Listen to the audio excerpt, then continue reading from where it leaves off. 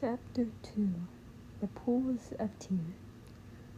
Curiouser and curiouser, cried Alice. She was so much surprised that for the moment she quite forgot how to speak good English.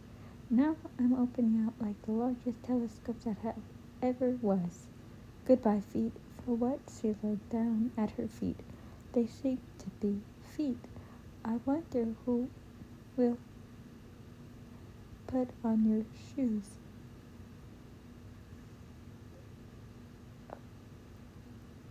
For when she looked down at her feet, they seemed to be almost out of sight. They were getting so far off. Oh, my poor little feet, I wonder who will put on your shoes and stocking for you now. And dears, I'm sure I shan't be able. I shall be a good deal too far off to trouble myself about you. You must manage the best way you can. But I must be kind to them, thought Alice, or perhaps they won't walk the way I want to go. Let me see, I'll give you a new pair of boots every Christmas. And see what I'm planning to herself, how she would manage it. There must be the carrier, she thought, and how funny it seemed, sending presents to one's own foot, and how odd the directions will look. Alice's right foot he thrust near the fender with Alice's love. Oh dear, what nonsense I'm talking. Just then her head struck against the roof of the hall.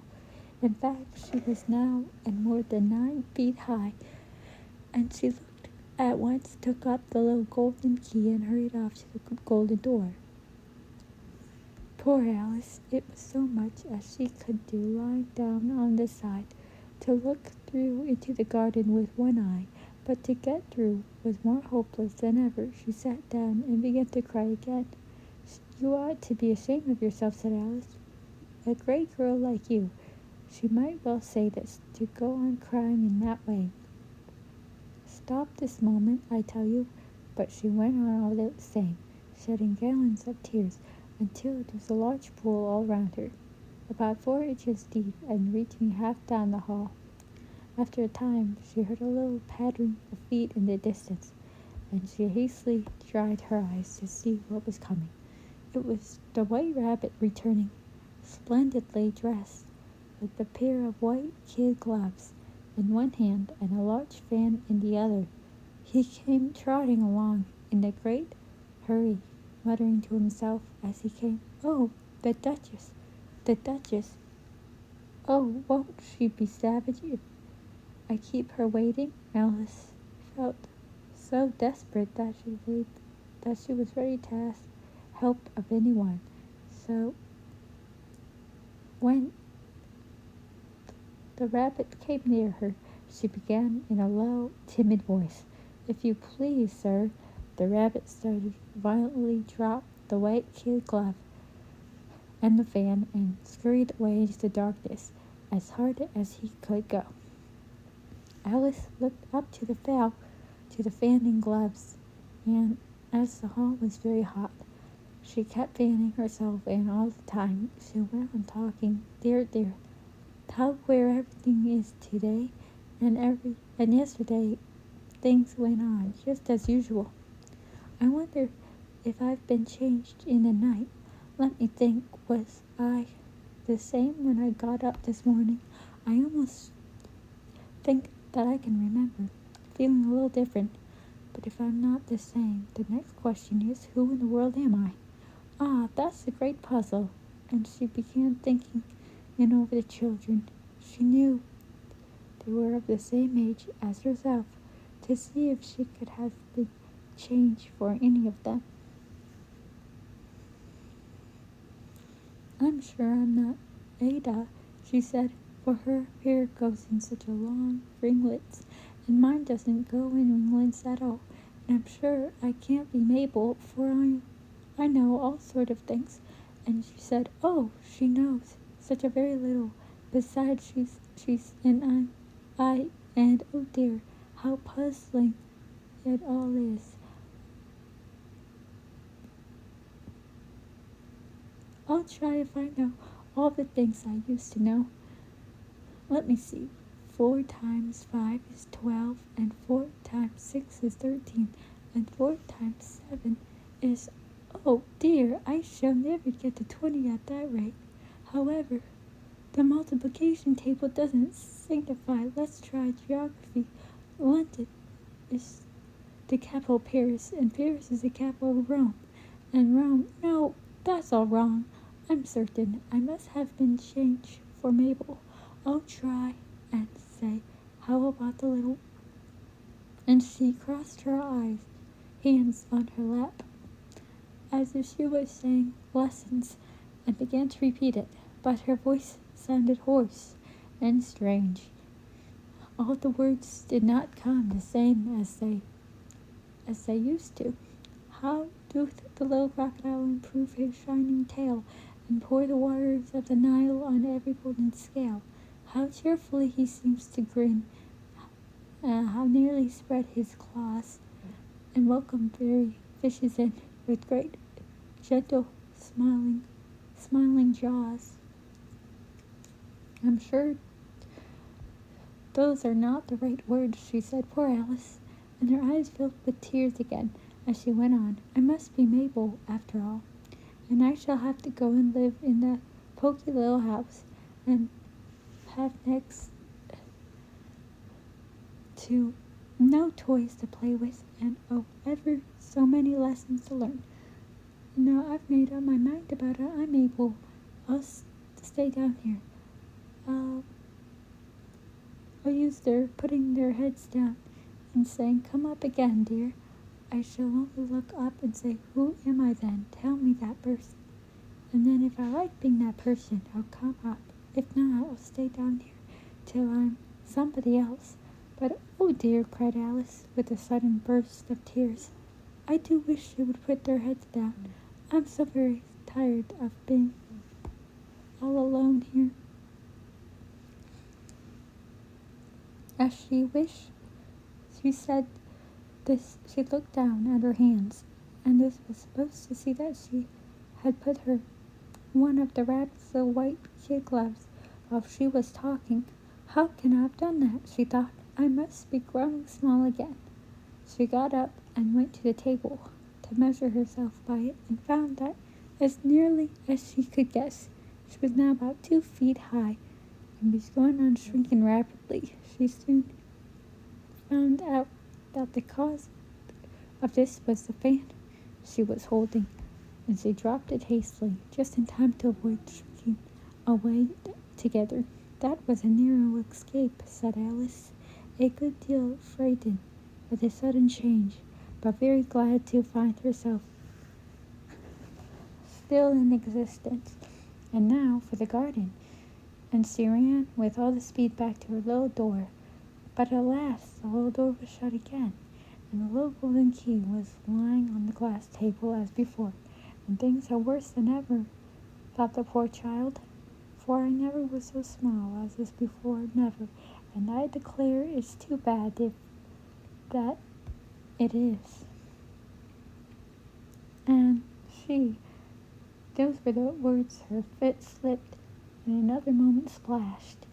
She was up in her chin in salt water. Her first idea was that somehow fallen into the sea, and in that case I can go back by railroad, she said to herself. Alice had been to the seaside once in her life, and had come to the general conclusion that whenever you go to on the English coast, you find a number of bathing machines in the sea. Some children dig in the sand with wooden spades, then a row of lodging houses, and behind them a railroad station. However, she soon made out that she was in the pool of tears, which she had wept when she was 9 feet high. I wish I hadn't cried so much, said Alice, as she swam about, trying to find her way out. I shall be punished for it now, I suppose, by being drowned in my own tears. That will be a queer thing, to be sure. However, everything is queer today. Just then, she heard something splashing about in the water a little way off, and she swam nearer to make out what it was. At first, she thought it must be a walrus or a hippopotamus, but then she remembered how small she was now, and she soon made out it was only a mouse that had slipped in like herself. Would it be any use now, thought Alice, to speak to the mouse? Everything is so out of the way down here, and I should think very likely it can talk. At any rate, there's no harm in trying. So she began, "Oh, Mouse, do you know the way out of the pool? I am very tired of swimming about here. Oh, Mouse." Alice thought, this must be the right way of speaking to a mouse. She had never done such a thing before, but she remembered having seen in her brother's Latin grammar a mouse of a mouse, to a mouse, oh mouse. The mouse looked at her rather inquisitively and seemed to her to wink with one of its little eyelids. Said nothing. Perhaps it doesn't understand English, thought Alice. I dare say it's a French mouse come over with William the Conqueror. For with all her knowledge of history, Alice had no very clear notion how long anything had happened. So she began again.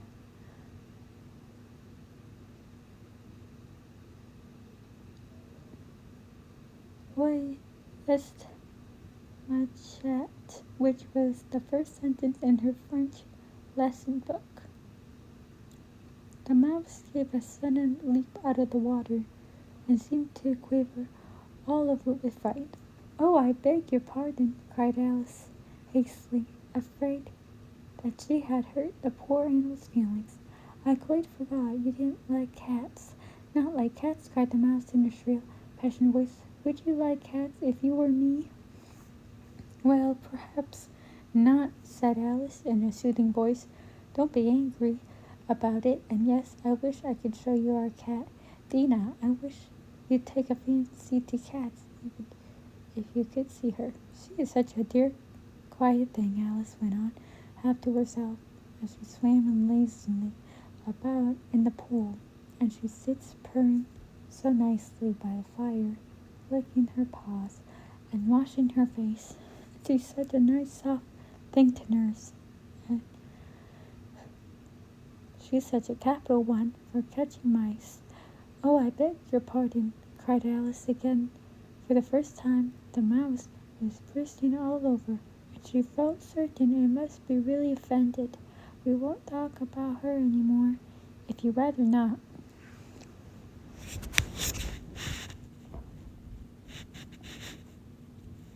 "Indeed," cried the mouse. He was trembling down to the end of his tail. If I could talk on such a subject, I only hated cats. Nasty, slow, vulgar things. Don't let me hear the name again."